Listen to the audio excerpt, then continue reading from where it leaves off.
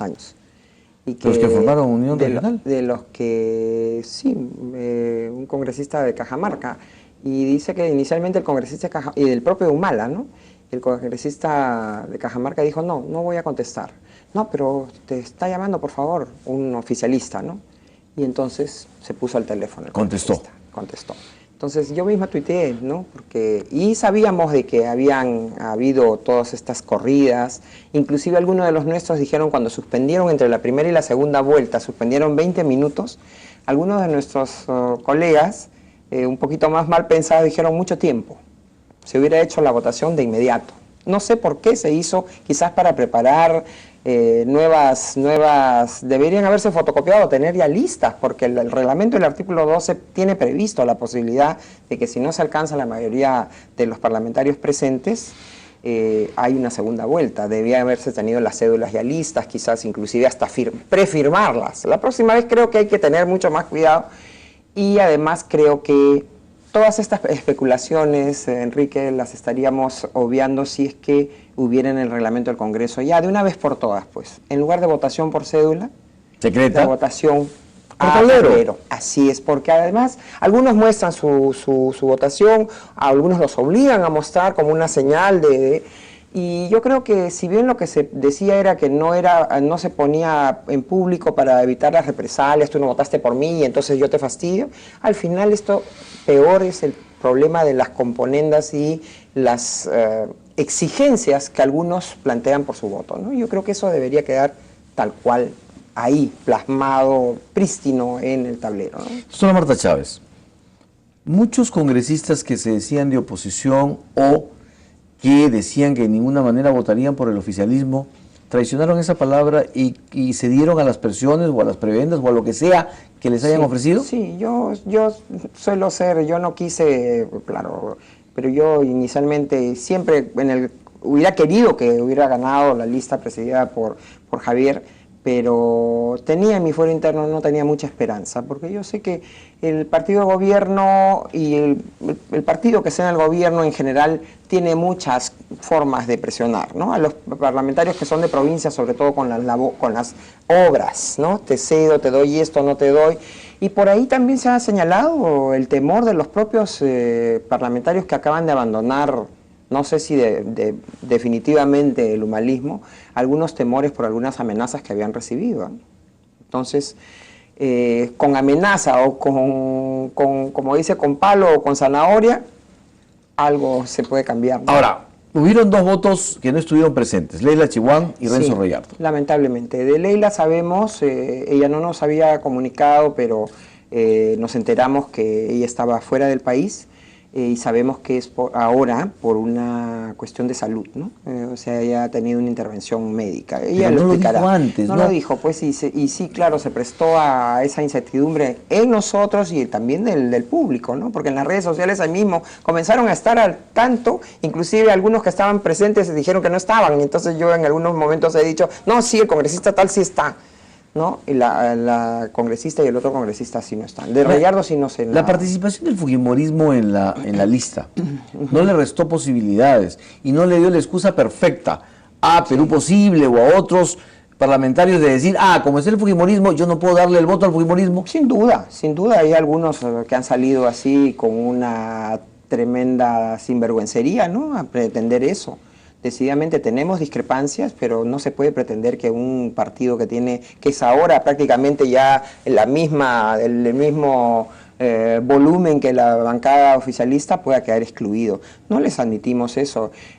Ahora, nosotros sí admitimos de que sería complicado plantear a una persona para presidir, para liderar esa lista, ¿no? Y qué mejor que Javier Bedoya, que además tiene experiencia, es una persona firme y que tiene muchos menos anticuerpos que muchas otras personas. Entonces, dijimos, apoyamos, pero no reconocemos el derecho de grupos pequeñísimos, sobre todo que tienen un líder que está, sobre todo porque son los del toledismo que se han permitido salir a decir, ni siquiera los del humanismo han salido a decir eso, sino los del toledismo, a salir a decir esas cosas cuando su propio líder está teniendo que explicar y ha sido chapado en mentiras clamorosas.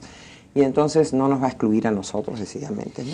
Doctor Javier Bedoya, El discurso del oficialismo, dicho sea de paso, hemos invitado a varios miembros del oficialismo, muchos no los hemos ubicado, otros nos han dicho que no podían venir, queríamos tenerlos en esta mesa, pero el discurso del oficialismo fue que usted era la candidatura del revanchismo, de la inestabilidad y del freno a muchas de las iniciativas del gobierno.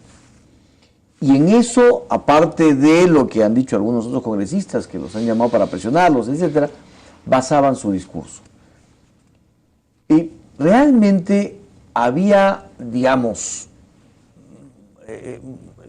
caldo de cultivo para hablar sobre esto. ¿La presencia del fujimorismo no le fue a usted incómoda después? En absoluto. Yo he manifestado, Enrique, que guardo gratitud por todas las colectividades y las personas que individualmente me han dado su respaldo. Coincido con Marta de que el fujimorismo es dentro del Parlamento una de las principales fuerzas. Y se llenaron de pretextos para restarme apoyo a algunas personas con quienes consulté. No solamente vetaban la presencia del fujimorismo, sino vetaban el apoyo del fujimorismo. O sea que siempre iban a encontrar algún tipo de razón o argumento. O sea, era más una excusa. Totalmente, una justificación totalmente carente de sustento. Respecto a la primera parte de tu pregunta, que si yo iba a ser víctima o sujeto de venganzas, qué poco me conocen. Yo no soy instrumento de nadie. Yo tengo gratitud con quienes me apoyan y tengo respeto por quienes discrepan conmigo. Pero yo no soy instrumento de nadie y poco me conocen quienes pueden haber hecho semejante afirmación. En consecuencia, ese argumento también cae por su peso. Tercero, que iba a ser la traba desde el primer día en este mismo set, con Jaime de Altaos, 1 o 2 noches antes, yo dije claramente a la ciudadanía que había guardado silencio durante todo el proceso porque entendía que el proceso era al interior del Parlamento y los electores eran los parlamentarios, no la opinión pública, y que no quería estar cansándolos con un debate propio de los parlamentarios, pero que sí podía garantizar que ni la gobernabilidad se pondría en riesgo, ni seríamos traba al gobierno, pero que sí postulábamos para rescatar del Parlamento su independencia, su prestancia. Está tremendamente desprestigiado, venido a menos. Las encuestas lo están poniendo en muy mala situación.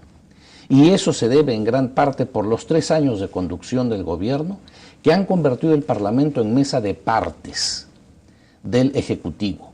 Yo fui muy claro y lo reitero ahora. Con mi presidencia, sin duda se hubiera dado prioridad a aquellos proyectos que el Ejecutivo remite, si es que tenían el carácter de necesidad rápida y urgente. Así lo dice además el reglamento y la ley.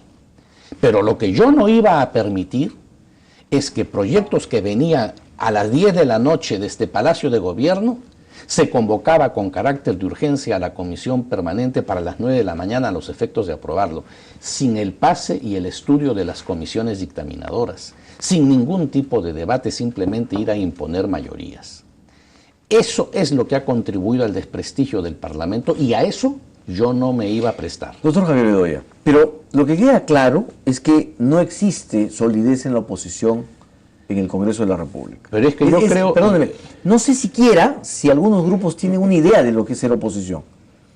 Porque aquí pareciera que usted perdió votos más por intereses individuales o incluso hasta por deseos de pronto de que usted no llegue en lo personal a la presidencia del Congreso porque otros consideraban que merecía más el tema, que por convicciones políticas o actitudes democráticas.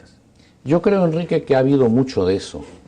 Yo creo que ha habido pequeñez y mezquindad política en muchas personas, inclusive quienes se me han acercado a decirme que me han dado su voto y tengo medios para comprobar que no fue así.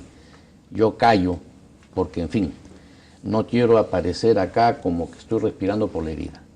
Pero yo lo que sí puedo decirte es, cuando tú formulaste la pregunta inicial de este programa, Marta Chávez, ¿qué pasó ayer?, mi respuesta hubiera sido otra. Yo creo que han pasado muchas cosas el día de ayer. Primero, ha habido una severa llamada de atención por los parlamentarios al Ejecutivo de que no va a seguir actuándose como hasta ahora.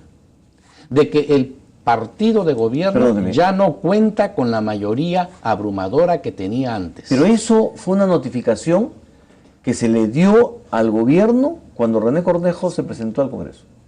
Pues ahora lo ha entendido en carne propia por segunda vez y en menos de 5 meses.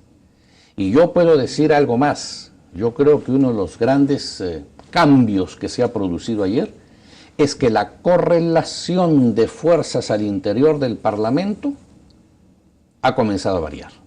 Yo puedo hablar por mi bancada. Yo he tenido esta mañana conversación con cada uno de los integrantes de mi bancada que asistieron al pleno de hoy. ¿Hoy domingo? Hoy que ha sido la sesión de instalación de la legislatura. No estuvieron todos, faltaron 2, pero todos los demás coincidieron conmigo. Ahora que ya no tienen la presencia en una vicepresidencia del Congreso, vamos a estar en una línea mucho más firme y definida de oposición, no de obstrucción, no de entorpecer la gobernabilidad, pero sí con mucho mayor severidad frente a las labores de fiscalización y legislación que el país requiere. Doctora Marta Chávez, ¿qué escenario se abre hoy en el Congreso? ¿Qué significa para ustedes la presencia de Ana María Solórzano en la presidencia de la mesa directiva? Bueno, la sombra, yo digo, ingrata, perturbadora de la señora Nadine Heredia, porque si hay algo, más allá de las cualidades de Ana María Solórzano, que es una joven valiosa, yo no tengo ningún conocimiento de ninguna tacha contra ella, pero por lo que he visto su desempeño en la Comisión de Justicia, de la que hemos sido parte, en la Comisión de Constitución, ella es la que